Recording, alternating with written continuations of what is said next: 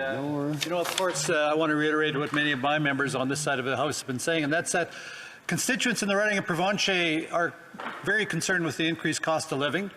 And we've seen a government put a disproportionate amount of emphasis in their budget on Bill C-47 on environmental spending and on green spending.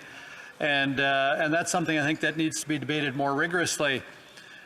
Conversely, now we've also known that this government has chosen to take $13 billion of taxpayer money and commit it to Volkswagen for an apparent green initiative.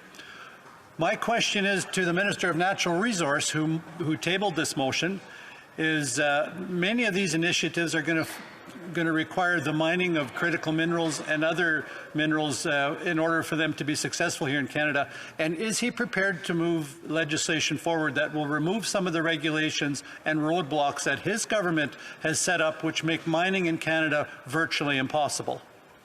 The Honourable Minister of Natural Resources. Well, I thank my honourable colleague for the question. I'm always very happy to talk about a clean industrial strategy for Canada. That was a very big part of this budget, as the honourable colleague talked about. It is about ensuring that Canada will prosper and create jobs and economic opportunity in every province and territory in this country as we move through a transition to a lower carbon future, which science tells us we simply must.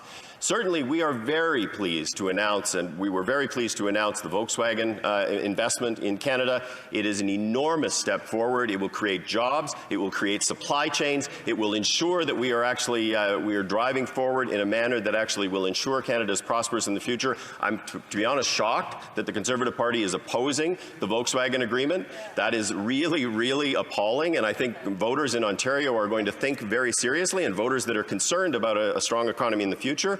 We are very focused on the critical minerals. My honourable friend, I hope, has read the Critical Minerals Strategy for Canada. Certainly part of that is about making our regulatory and permitting processes more efficient, working with provinces and territories through the regional energy and resource tables to align those processes, to enable good projects to go ahead. We just announced the approval of 2 critical minerals projects in this country, and we expect to see many more. Thank you, Mr. Speaker, and I'd like to ask the member across the way about critical minerals. We've already heard about this from a previous member. I heard from the Prime Minister that Canada is extraordinarily well positioned to succeed in the decades to come around critical minerals. I recently spoke with the Yukon Chamber of Mines, where they said it will be decades before we see critical minerals developed in the Yukon, actually 3 decades. They said the Prime Minister talks about getting critical minerals developed within the next 8 years or less. They said that we'd be lucky with the current regulatory burden on miners that it would be developed in 30 years. What does this member actually answer to those miners? How can he reassure the miners after being in government for 8 years? How can he reassure miners in Yukon that it's going to get done? There you go. Great question. The Honourable Minister in 40 seconds.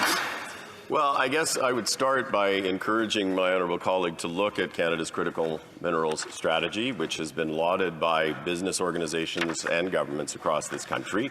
It will enable us to move forward in a thoughtful and strategic way. We, of course, need to be working to ensure that our regulatory and permitting processes are efficient as possible.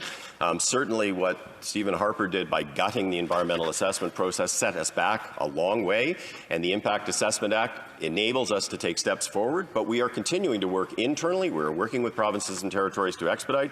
And I would just note the Mining Association of Canada, in responding to the budget, he noted Canada is a leading mining nation producing some of the lowest carbon materials and metals, and that this budget recognizes the industry's central role in accelerating the transition to a net zero economy and building a strong economic future.